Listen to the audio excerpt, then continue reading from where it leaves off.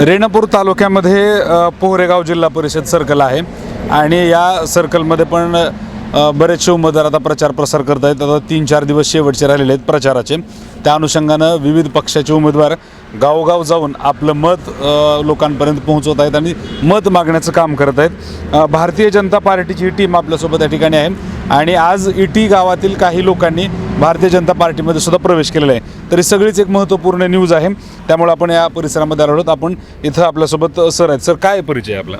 मी ज्ञानेश्वर जगदाळे, भारतीय जनता पार्टीचा तालुका सरचिटणीस आहे. बरं. आणि त्यासोबतच रमेश आप्पा कराड साहेब यांच्यावर विश्वास ठेवून आमच्या इट्टी गावचे माजी सरपंच बालाजी जाधव, व्हाईस चेअरमन आप्पासाहेब जाधव, युवा कार्यकर्ते उत्कृष्ट शेतकरी आहेत मेघराज जाधव यांच्यासोबत विविध विनायक जगदाळे, हनुमंत जगदाळे यांच्यासोबत अंगद पांचाळ यांच्यासोबत अनेक कार्यकर्त्यांचा भारतीय जनता पार्टीमध्ये रमेश आप्पा कराड साहेब यांच्यावर विश्वास ठेवून, त्यांच्या कामावर विश्वास ठेवून आणि ग्राउंड लेवलला सर्वाधिक म्हणण्याचा उद्देश किंवा सर्वाधिक ग्राउंड लेवलला छोट्या मोठ्या बी कुठल्याही कामाला नकार नसलेले आणि प्रत्येकाचं काम हे तळमळीनं करणारे माननीय ॲडव्होकेट दशरथ सरवदे साहेब यांच्यावर विश्वास ठेवून आज काँग्रेसचे सर्व कार्यकर्त्यांनी भारतीय जनता पार्टीमध्ये प्रवेश केलेला आहे.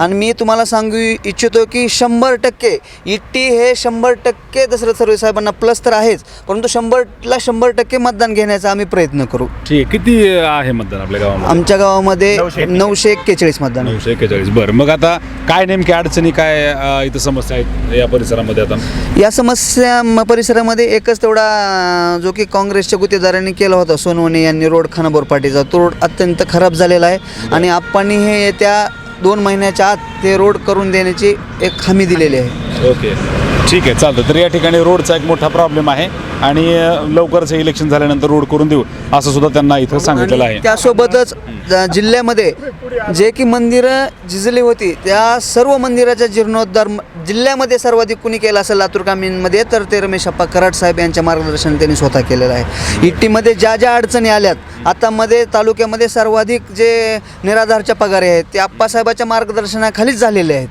बरं, ठीक आहे. मग आता आपल्या परिसरामध्ये मी येतो ना तुमच्याकडे. आता आपल्या परिसरामध्ये जे उमेदवार आहेत भारतीय जनता पार्टीचे जिल्हा परिषद सर्कलचे आणि पंचायत समितीचे कोण कोण आहेत? जिल्हा परिषद सर्कलचे मनीषा दशरथ सरवदे आहेत आणि पंचायत समिती सर्कलचे उमेदवार आहेत निवाडा गटाचे आहेत विष्णू गोरे आणि पोहरेगाव सर्कलचे आहेत आकाश बुतके. ठीक आहे. म्हणजे यावेळेस त्यांची सीट लागेल असं वाटतं? 100% त्यांची सीट लागणार आहे. 27 वर्ष पोहरेगाव सर्कलला जिल्हा परिषद हा काँग्रेसचा होता, परंतु किती वेळेस ही कल्पना देऊन त्यांनी कुठल्याही प्रकारचा विकास केला नाही, जेणेकरून तर आमच्या गावाला इट्टी आणि आंदलगाव असे गाव होते की ते काँग्रेसचे बालेकिल्ले होते, तरी पण सांगवी कुठल्याही प्रकारचा त्यांचा विकास झाला नाही. गावामध्ये काँग्रेसची सत्ता असतानाही जिल्हा परिषद उमेदवार त्यांना सर्वांना विचारा, एक वेळेससुद्धा इट्टीला भेट द्यायला आले. ज्यावेळेस निवडून गेले चेपट आलेत का कधी आपल्याला भेटायला?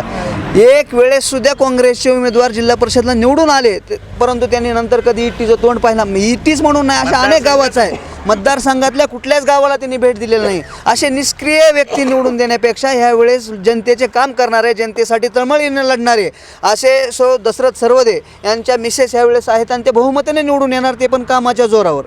आणि त्यासोबतच आपण आश्वासन हे पोहरेगाव रस्त्याचं दिलेलं आहे. आत्तापर्यंत 50 वर्षाच्या काळातला रस्ता झाला नाही, परंतु आपण आल्यानंतर त्या कामाची वर्क ऑर्डरसुद्धा निघाले. काही दिवसामध्ये ते काम पण सुरू होईल. आणि यासोबतच म्हणून हे जे की आता हे आप्पासाहेब जाधव, बालाजी जाधव हे उपसरपंचाचे हे काँग्रेसचे माणसं होते, यांनी काँग्रेसमध्ये खूप चांगले काम केले होते, परंतु निष्क्रिय कार्य पाहून त्यांनी आज भारतीय जनता पार्टीवर विश्वास ठेवून भारतीय जनता पार्टीमध्ये प्रवेश केलेला आहे.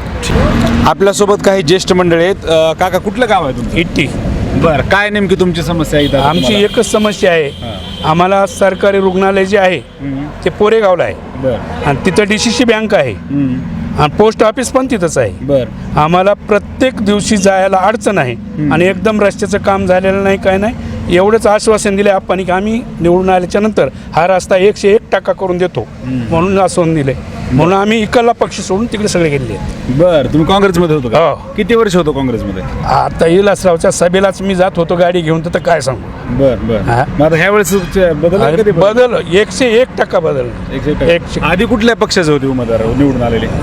काँग्रेस पक्षाची. काँग्रेसची होती. यावेळेस बदल होईल असं? बदल म्हणजे 101% बदल होणार. ठीक आहे, यावेळेस 101% बदल होईल असं इथं गावकरी आपल्याला सांगत आहे. गावच्या बऱ्याचशा नागरिकांसोबत चर्चा केलेली आहे आणि त्यांचं इथं खूप मोठी टीम काँग्रेसमधून आता भारतीय जनता पार्टीमध्ये त्यांनी प्रवेश केलेला आहे. सगळ्यांचं म्हणणं एकच आहे की मागच्या अनेक वर्षामध्ये काँग्रेसकडे सत्ता असून सुद्धा त्यांचे उमेदवार निवडून देऊन सुद्धा कसल्याही पद्धतीचं विकास काम इथं झालेलं नाही. रस्त्याचा सगळ्यात मोठा प्रश्न आहे. लातूर जिल्ह्यापासून, लातूर शहरापासून हे गाव काही जास्त दूर नाही, परंतु इथल्या जवळच्या सुद्धा गावांना, रेणापूरपासून हे गाव जवळ आहे, तरीसुद्धा त्यांच्या गावामध्ये जायला व्यवस्थित रस्ता नाही. आरोग्याची काही कुठली यंत्रणा किंवा तिथं कुठलीही गोष्ट त्या ठिकाणी त्यांना अवेलेबल नाही, त्यांना बाहेरगावी जावं लागतं, तेही खराब रस्त्याने. तर या सगळ्या परिस्थितीमध्ये आता आम्ही बदल घडवणार आहोत असं म्हणत त्यांनी भारतीय जनता पार्टीमध्ये प्रवेश केलेला आहे. बघूया येणाऱ्या काळामध्ये या मतदारसंघामध्ये, या सर्कलमध्ये कसे बदल होतात किंवा लोक कोणत्या नेमक्या मुद्द्यावर मतदान देतात. आपण या पोहरेगाव जिल्हा परिषद सर्कलच्या आणखी वेगवेगळ्या गावांमध्ये फिरूयात, पाहूयात त्या ठिकाणी लोकांचं काय मत आहे. व्हिडिओ जर्नलिस्ट आणि माझे सहकारी आदित्य वसाल यांच्यासोबत मी व्यंकटेश नरसिंगे, महाराष्ट्र जीवन न्यूजसाठी ET पोहरेगाव.